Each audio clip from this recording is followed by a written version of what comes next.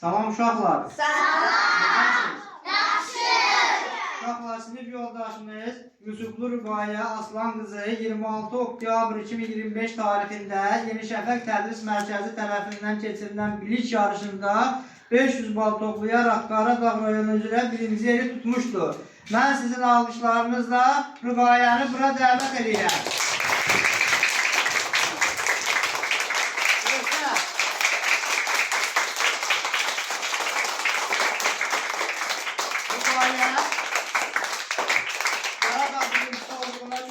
Yeni Şəfəq Tədris Mərkəzi tərəfindən diplom, medal, kubok və 100 AZM pul mükafatı ilə mükafatlandırılır.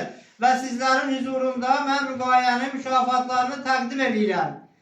Rüqayyə, təbrik edirəm, uğurların bol və davamlı olsun. Müəllimə, sizə təbrik edirəm. Çox sağ olun. Bu sizin də uğurunuzdur. Bunu da saxlayın da.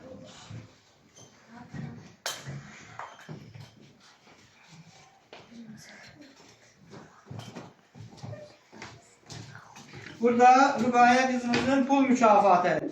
Buyur Rüqayyə.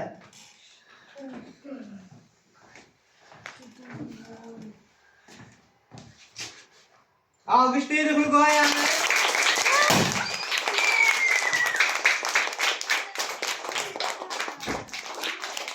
Təbrik edirəm. Uğurların bol və davamlı olsun. Hər zaman şükanı belə saxlar. Uşaqlar, burada sizə də arzulayıram. İnşallah gəlin iştirak edəyin.